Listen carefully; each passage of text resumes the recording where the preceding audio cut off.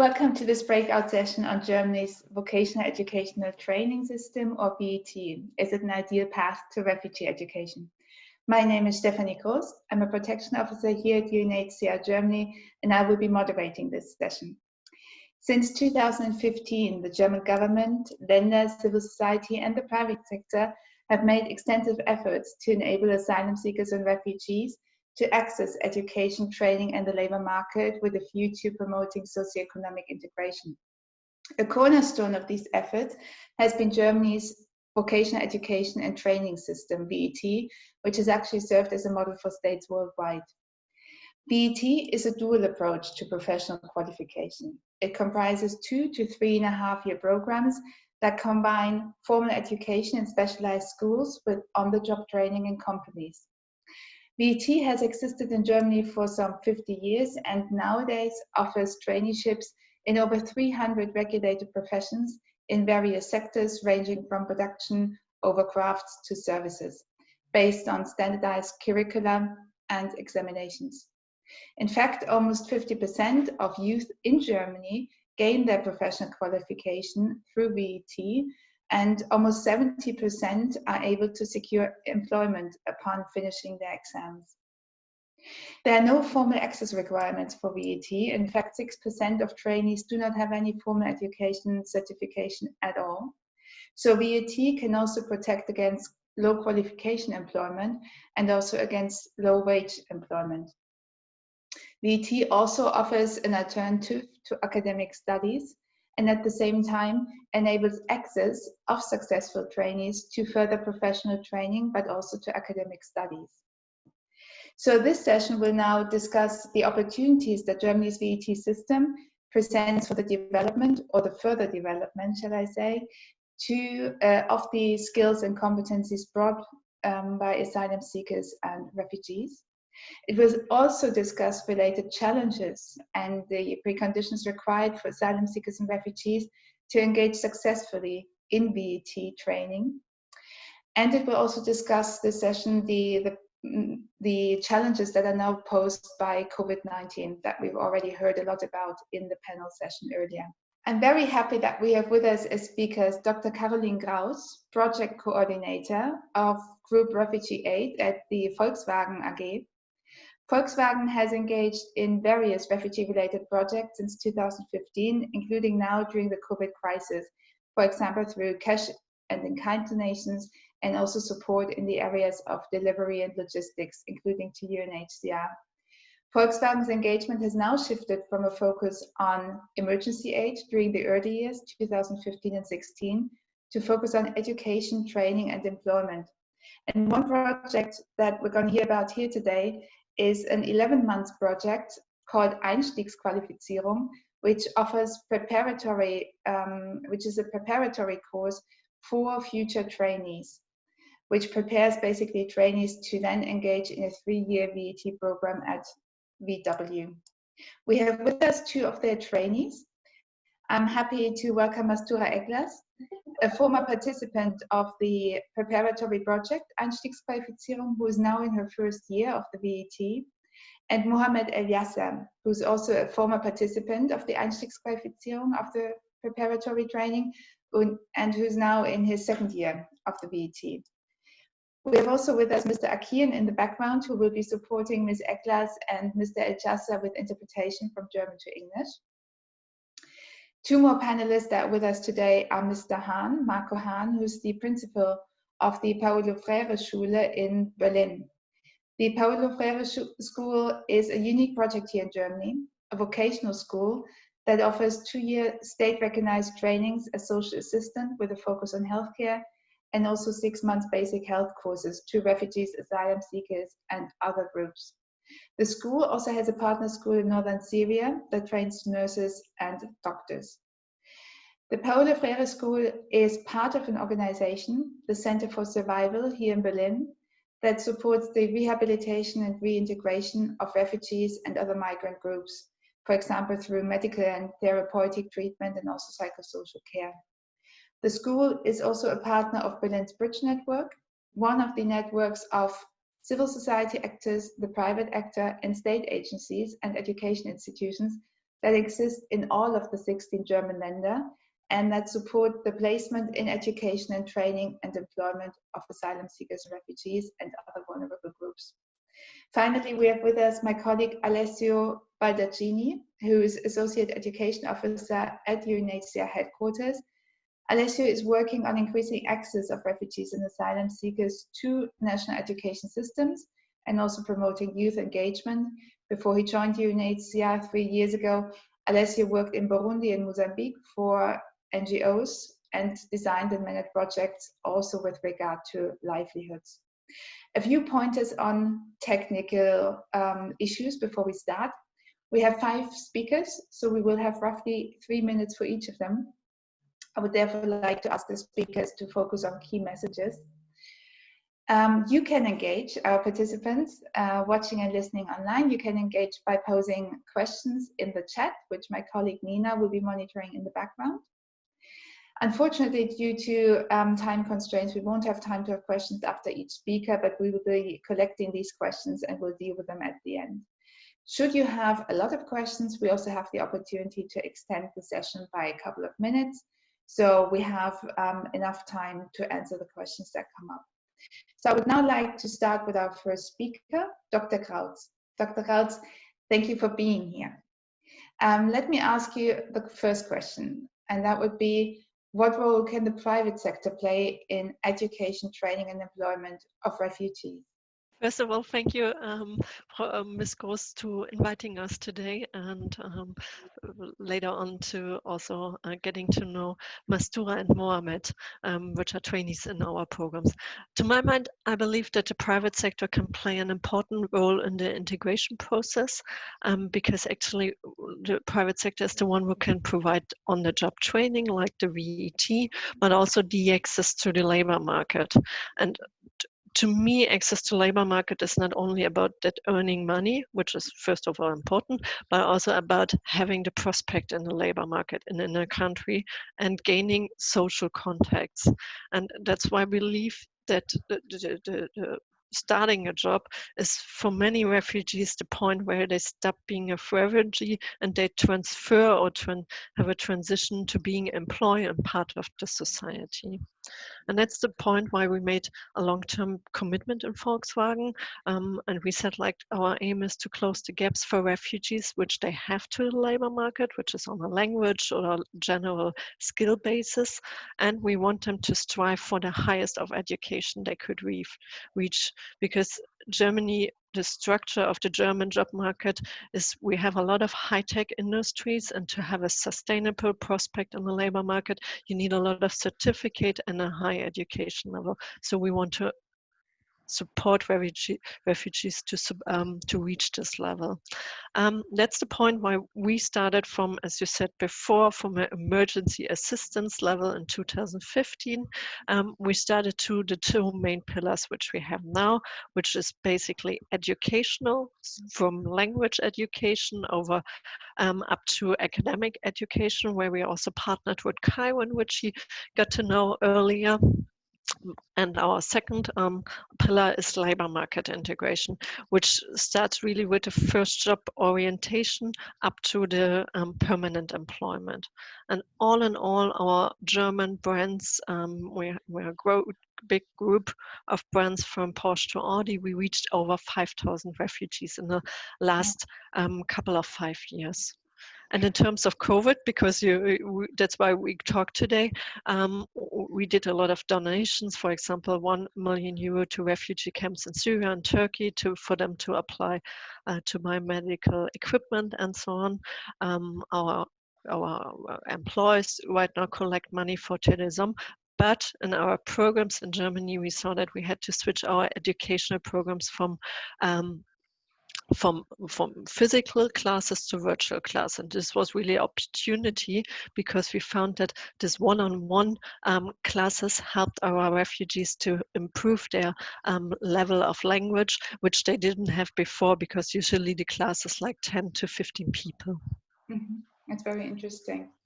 Now, the Volkswagen program is very interesting because it does not only comprise the 3-year VET, but it also has the 11-month preparatory class, which prepares refugees and asylum seekers to then join the VET, but also upon successful conclusion of the VET, you actually provide indefinite contracts to the candidates who pass the exams, which is very unique also here in Germany.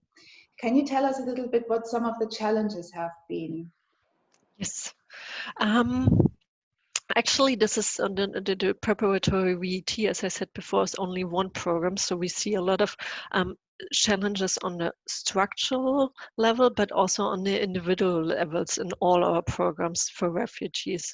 And we try to reflect them and to overcome the challenges with our programs. So on the structural level, we see that the supporting measures, there's mostly no consistency. As you said before, the VEP program, which we have, consists of several phases for the refugee to have the consistency. Then again, we see that refugees come with prior education and non-formal competencies, but we don't have in Germany, or sometimes we don't have the formal determination of it and the recognition of it. So this specific program we are later talking about in Kassel, it says before this 11 months, we also have 6 months internship for this formal determination of the prior education which the refugees might have brought to us. And we hear from our networks also that the structural level, they have issues with preparing their existing staff for foreign employees, but also for navigating the legal framework, which is quite difficult in Germany. Yeah. And on the individual level of the refugees, we see that they still have issues, especially with job-specific languages, also with the whole things which usually the German citizen would learn in school, like the educational level, but also those soft skills, like how is the school organized, how do I have to study for tests, what's important, what's not important. But again, on a personal level, we see also that some refugees, they still have financial pressures because they have to repay from their flight, and they might have traumata, they might have issues or thinking in their mind which they have problems to overcome because of their legal status. They don't know if they can stay or not. So these are a lot of things which we see on the individual level of the refugees. And so we designed our programs that we mostly have language classes which accompany all programs.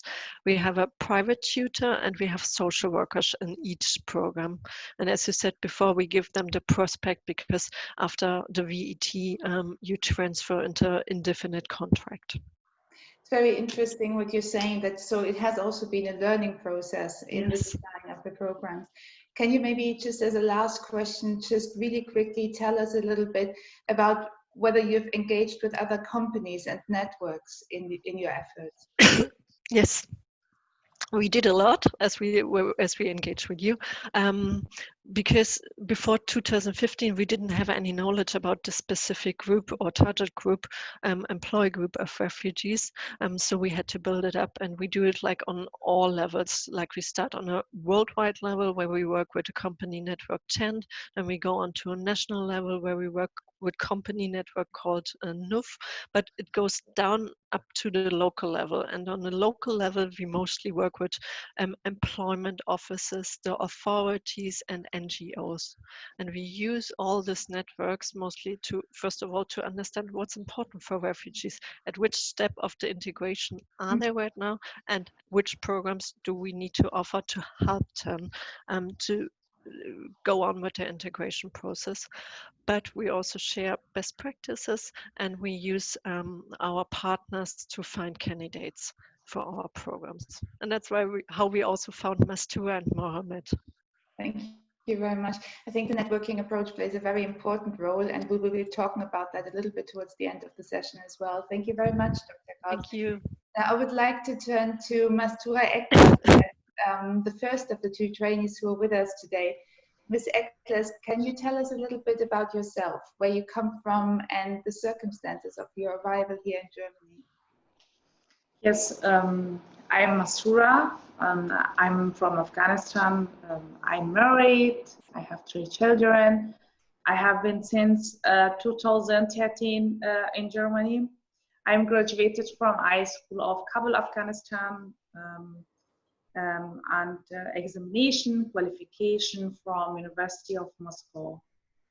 And the main reason that I came from Afghanistan to the Germany was because threat and safety of my children and my family. Thank you very much for sharing. And how did you learn about the training offered by Volkswagen then? Yes, when I finished a required German language course, I decided that I have a training in Volkswagen as well, or apprenticeship. So I spoke with my counselor, and she told me that I sent all of my documents to Volkswagen. Fortunately, I received a positive response that gave me the qualification and to the entire this program, this training program. Thank you very much for this. I was very impressed when I saw you in the video a few weeks back for the first time, I have to say. It was very moving. So how was the first year for you now in the training? The first year at Volkswagen was extremely amazing for me, because it was a big opportunity, a big achievement in my life, that I learned new experience which opened the door of success day by day. And that was for me the big step of my life. And how has the training impacted on your family? You told me you have a family, very big family also. Yes, at the first, I'm really lucky to be a part of this training, to be a part of Volkswagen, and this opportunity that I have to work in Volkswagen, to train in the apprenticeships program. And I'm really optimistic that in the future I will succeed in having a good life for me and for my family. Yeah, I was very impressed because you said you had 3 children, as we also learned in the video earlier. So I think they have a mother that they can be very proud of. Oh, thank you very much. Thank you very much, Ms. Eklas. Let us turn to Mr. Eliasa, who has also completed the preparatory year and is now in the 2nd year of his BET. Mr. Eliasa, I think as a first question also to you, maybe you can tell us a little bit about yourself, where you come from, and the circumstances of your arrival here in Germany. There he is. Hello. Hello, Mohammed. So I was just asking whether you could tell us a little bit about yourself, where you come from, and your arrival here in Germany as well. So first, I am sorry that my English language is not good, because I have only learned and spoken German since the last 5 years. And you speak beautifully. I would like to introduce myself. My name is Mohammed Al-Jazer, and I am 31 years old. I am from Syria, and I am married and have 2 children. My first daughter is 2.5 years old, and the little one is 2 months old. I have 1 brother, and my family is still in Syria. I trained as a computer specialist in Syria, and then studied at the university for 2 years, but did not finish because of the war. I fled to Germany in August 2015, and now I am a 2nd year apprentice in the logistics. Thank you very much for sharing this. So what preparatory measures were needed to enable you to engage in the training? There were a condition. For example, you had to speak German well and take a part in an integration course. When I came to Germany, I took a German course and also attended an integration course. In 2016, I did an internship integration course for 6 months at Volkswagen. I also did the EQ internship entry qualification for 1 year at Volkswagen. We had to make an assessment every 3 months. That's how Volkswagen choose the best people. It's very impressive when you look at, you have done the internship, then the qualification, and now this, so it's been a very long way. And I heard you speak in German when we prepared this session, and your German is absolutely amazing. I really have to say, this is what you've done over the last year, what you two have achieved.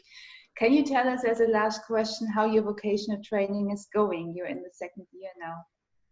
Trainings are actually going well in both the company and at the virtual school. It is clear that we have got some difficulties with the German language, but we must continue to learn and achieve our goal. I would like to say that I managed achieve a grade 2 in my 2nd year exam, and I am happy to be with Volkswagen. Thank you very much, Mohamed, for sharing this. I think, like I said, when we prepared for the session, we had a little bit more time to speak, and we were very impressed here what you two have achieved in just a few years' time. We have little time, unfortunately, for these breakout sessions, so I will move directly from the private sector now to civil society. We have with us Mr. Hahn, who, like I said earlier, is the principal of the Paulo Freire Schule in Berlin, which trains refugees to become health professionals. So welcome, Mr. Hahn. We have already heard about some of the challenges that refugees may encounter on their path here to education and to training and to full-time employment when they come to a country like Germany. In your experience, what is required to engage refugees sustainably and successfully in formal education, training and employment? We already heard about some of the challenges from Dr. Grautz and also the two trainees. Yeah, good afternoon, ladies and gentlemen. First, I would like to thank a lot for the invitation. I'm also glad that Volkswagen is engaged in that workspace too. By the way, my Volkswagen is from '81, and maybe it's a sign for quality. In the last year, we had the honor to present our school to the UN High Commissioner for Refugees, Mr. Filippo Grandi, and I'm very happy that the work is going on. You ask about the preconditions to prepare refugees. After 15 years working in that field, I can say that refugees do not only require our support, but they also come with several skills and competences. In our courses and vocational trainings, we combine the support of their resources and motivate young people to work in nursing profession for a long time. It is important to me to emphasize that not only refugees has to adapt to our education system has to adapt to the special needs of refugees.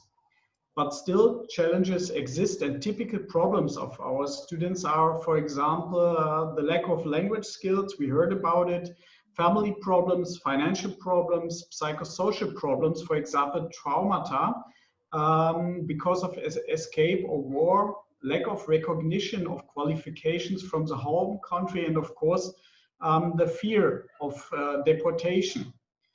To address these challenges, we are offering support measures before, during, and after the formal training. For example, language tuition parallel to the formal training, counseling, and support in the transition from education to employment or further training.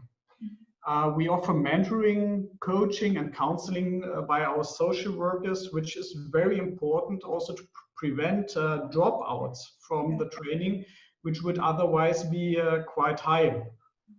The same is true of intercultural skills in the workplace. Refugees must learn to adapt to the work culture here. But at the same time, organizations must also adapt to welcome refugees and understand their needs and living conditions. You've mentioned a few very important points here, Mr. Hahn. So where do you now, you have 15 years of experience already in this field, where do you as a civil society actor see the most urgent need for action? Well, that's a good question. Where shall I begin? There's a need to replace short-term project-focused funding with long-term regular funding to ensure the continuation of education and training. The health and nursing sector in general should receive more recognition. COVID-19 has shown how important this sector is. Remaining in the job can only be ensured through adequate payment and improvement of working conditions in nursing. Our trainees or students supported the COVID-19 response, for example, by producing disinfection liquid. They are not only dependent upon the support of the host community, but they can also give back their host communities, especially as educated nursing staff. The potential of refugees and other groups already in Germany should be utilized for this sector. Germany is actively searching for medical personnel abroad, while a lot of untapped potential is already here in our country. An enlargement of our capacities would allow even more access to the target group. This would make it possible to make an important contribution to overcome the lack of skilled care workers and at the same time to open up ways of integration. Mm-hmm. Thank you very much. I think these were very important points, and I think, like you said, during the COVID-19 response here in Germany, certainly, we have seen a lot of discussions around the health sector in general, but also we saw refugees, like you said, producing disinfection material, producing masks, producing soap, and so on, stepping forward to help nurses and doctors in hospital and so on, and that has been very encouraging. And we also hope as UNHCR that some of these experiences will stay and will actually promote some change here, also after the immediate response to the pandemic. As a last speaker, I would like to welcome Alessio Badaccini, my colleague at UNHCR in Copenhagen. Alessio, can you tell us a little bit what work UNHCR is doing with regard to VET? Because many people might be asking themselves, UNHCR and educational and training, what is UNHCR actually doing? Okay, thank you very much and good afternoon to everyone. Well, UNHCR is a humanitarian agency, and as such we don't have a strong in-house knowledge about TVET system and TVET sector in general. We know what we would like to see in a TVET program, and that's why last year we issued a brief document with the title Key Consideration on TVET, where we basically outlining what are the key aspects that needs to be taken into consideration when running TVET programs with a specific focus for refugees. And I mean, it's not a groundbreaking document, but it's very simple and easy to read. And there are some key principles, such, for example, the importance of helping refugees in having access to TVET courses. So what is needed to prepare them to have access to TVET programs? What is needed, especially for them to have a good bridge to the labor market, and outlining all the protection issues that are so important for refugees, and their mental health and psychosocial support, which is so important to enable them to be successful in TVET training. So we know what we want, but we don't know how to do it. So this is where partnerships is so important. And I mean partnerships in the broad sense, and especially with the private sectors, civil societies organization, government, development actors that have a better knowledge than we do. And our role should be the convening role that we should play in line with the Global Compact on Refugees. So our role is to bring several actors to the table and try to and facilitate the dialogue and try to find common solution for TVET program for refugees. Thank you very much, Alessio. I know we are out of time, but I would like to ask you two more questions still, and hopefully everybody will stay with us. Can you briefly give us an example from one or two countries that also have experience with TVET programs?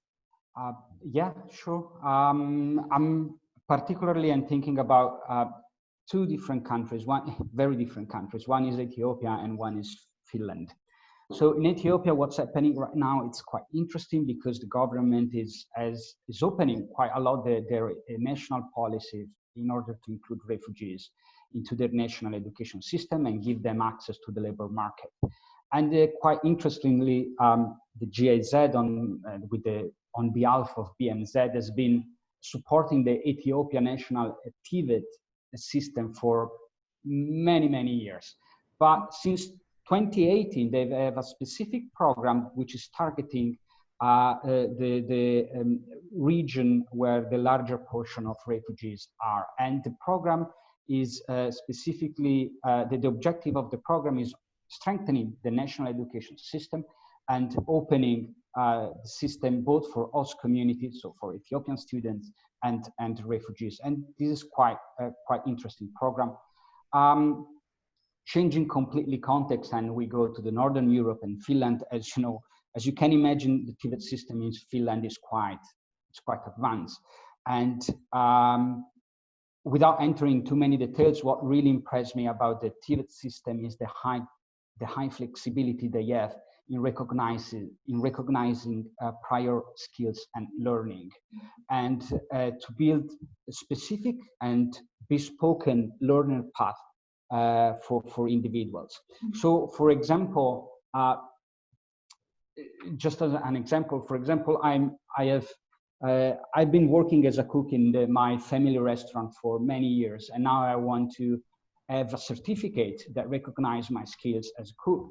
And so what the Finnish systems allows me to do is to enter a TVET center at any time in the year and say, okay, I'm already a cook, I just need the diploma. And what they will do is basically, they will, on the basis of the skill I already have, they will shorten the time and the period of my learning. So instead of studying 3 years, I might have the same diploma in 6 months. And this is very relevant if we talk about refugees that, you know, they're fleeing their country and they're arriving in new countries with already a set of skills that need to be recognized and will save. And this system specifically save lots of time. Thank you very much for this, which is very interesting, Alessia, because it also shows that not only can we learn within Germany from each other's experience, companies from companies and civil societies from civil society actors, but there's also a lot to be learned from other countries within Europe, but also going beyond Europe.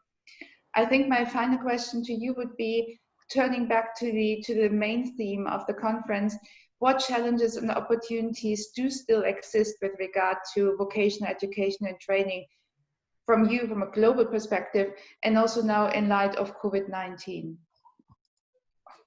Well, from a global perspective, we all know COVID-19 has had a huge impact, and we have millions of learners that were forced to stop their learning path.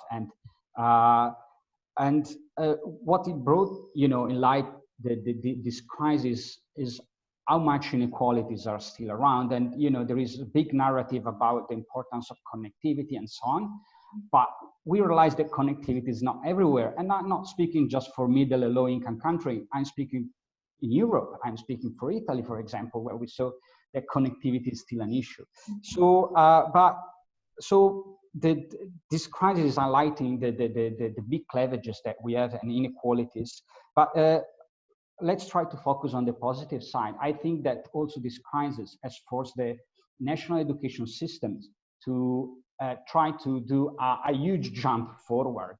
And many reforms were done over the past 2 months to face this current crisis. So how this huge jump we're trying to take in several contexts will benefit the education in future. So we will be able to, you know,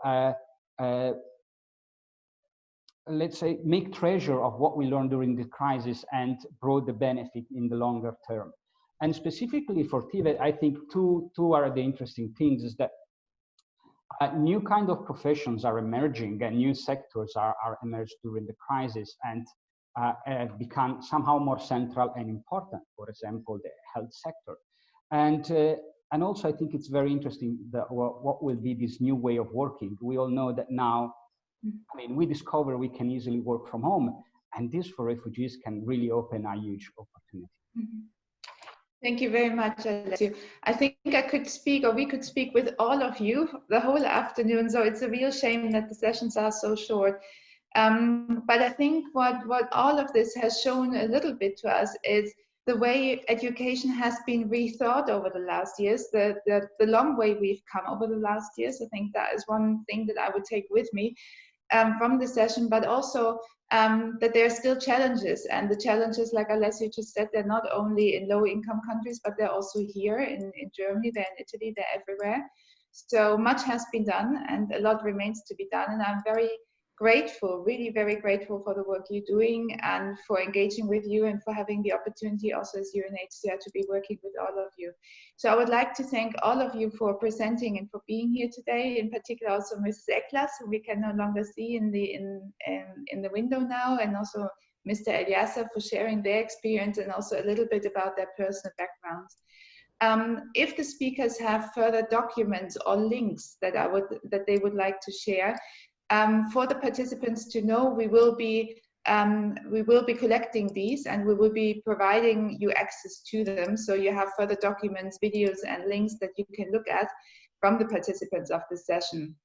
So I would now like to ask my colleague Nina, who is the invisible host in this session, whether she has collected any questions during the chat that we would like to turn to now. Nina.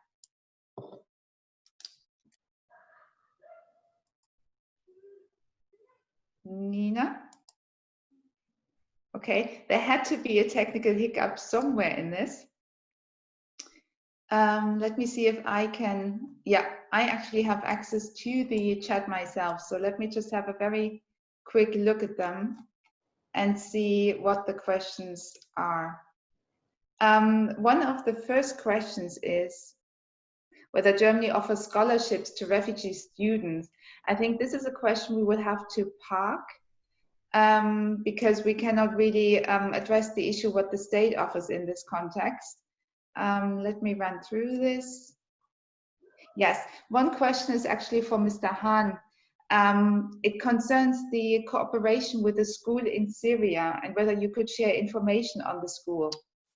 So that would be something that I would like to ask you to maybe do after the session. Name that, yeah, there was a question here whether you could share further information on the school in Syria. Unfortunately, I cannot see all of the names now, so I can't really say where that question came from. There was another question here concerning scholarships from Germany. I think that is something that I can answer to a certain extent is the DAFI scholarships that were mentioned in the main panel earlier. So I believe that the colleagues will be providing information on the main panel session, and DAFI is one of the programs that offer scholarships. So there's also the question though, whether Volkswagen, whether VW offers anything in this regard. So scholarships for students, yes, for refugee students and asylum seekers. We worked a lot with Kiron in the last 3 years. So we offered 150 scholarships, especially in IT and technical sector. And 50 of them we did for women because we think women empowerment is one big issue as well. Mm-hmm. Thank you very much. That is actually a topic that we have not talked about in the session, women empowerment. So thank you for raising this really important point as well. So people who are interested in these scholarships would need to apply to DAFI then. Oh, Dr. Kautz, can you hear me still? That was, yeah. Actually, they have to apply at Kiron or start. Like we did scholarships with Kiron, so they have to enroll with Kiron. Mm-hmm. Thank you. And I know for the scholarship part, just because I talked to a lot of universities which are around our headquarters, most of the universities had bridging classes to help refugees to enter the university, and then they have supporting actions as well. And most universities have their own small NGOs or what you call, so they give also scholarships where refugees can apply to. Thank you very much. So for everybody, it's Kiron's website for further information. There's one question here, which I would pose to all of you actually. From your experience, what are the kinds of skills and contributions and competencies that refugees bring to the host countries? Mr. Hahn, you want to start? Thank you for raising the hand that way. It's much better than having that other one. Of course. It's a very interesting question. Before my time as a school principal, I worked in hospital as a male nurse in an area, it's called Kreuzberg. We have 43% of migrant people there. And in that time, it was from the year 2000 to 2006, it was normal that the cleaning staff made the translation. And a lot of medical staff didn't have this intercultural knowledge. And it's very important if you grew up in different cultures to use this, especially for the healthcare sector. And the refugees, they bring language knowledge, they bring intercultural knowledge. And this is really, really important to create healthy conditions for our patients. Thank you very much. That's a very good example. For Dr. Kraus. From our experience, we found that a lot of refugees have a non-formalized knowledge and skills, because in some countries you don't have something like VET, so you just start working directly as a cook or in a auto repair shop. So the people come with this non-formalized talents, but in Germany you work a lot with certificates. So I think there's a big challenge that we have to have more recognition of this non-formalized competencies. Thank you very much. One more question that came in from a refugee here in Germany who has graduated from university and is looking now to integrate into the job market. His question is, we are all looking for practiceships, for traineeships, for internships and other opportunities. How can we find these internships? So maybe I could give this question also back to you, for Dr. Kraus, and also Mr. Hahn. I don't know where this person is living. Here in Berlin, it's a bit easier. For example, we were talking about the BridgeNet network. We have a lot of open advices for refugees, and we have open doors where refugees can come. And maybe it's important to check the website of the Bridge Network in Berlin, and they offer a lot of opportunities to find job training, apprenticeship, and everything what is important for refugees to stay in our country. Thank you very much. Frau Dr. Kraus, do you want to compliment? Sure, especially since you seem to have like a university graduation, you can apply directly with companies. Actually, most companies have their own sites where they have their jobs, open jobs, so you can go directly to them, or you can work with the employment office. Employment office knows a lot of lists in your region of companies who offers internships or direct job integration. There's also, thank you for this, there's also various online job markets actually for various professions, but also in general, like you just said, Frau Dr. Kraus, the job centers, the Arbeitsagenturen, they have counselors who can help. And then the network, Bridge Network that Mr. Hahn was mentioning for Berlin, actually these networks exist in all of the German Länder. So you may be able also through some of the civil society organizations or the job center to actually make contact with these networks. There is one question addressed to Mr. Hahn, who has been asked to share lessons learned that you mentioned earlier in a document, whether you have anything in writing you could share. But like I said, it would be really great if all of the panelists, you, Dr. Kraus, and also Alessio and Mr. Hahn, could share some of the documents, either now in the chat or after the conference, and we will make them available to everybody. Let me look quickly whether we have more questions. Yes. Yes. Okay, I already see that some of you answered some of the questions in the chat as well. Okay, Some of the links are already coming up. We will be combining these for you. Okay. Okay. This is all of the questions I have immediately in the chat. So I would like to thank all of you. I think we ran 15 minutes over, which is really good in light of the many things we had to discuss. So thank you all very much. We will be compiling a little note, a summary of the session, which we will make available. The session will be recorded as far as I know, and you will be able to watch it as well. So this leaves me to thank all of you and wish you a really nice afternoon and a very good further participation in the other conference events and a good weekend afterwards. Thank you very much for being here today. Thank you. Thank you very much, Ms. Groß. Thank you. Bye. Ciao.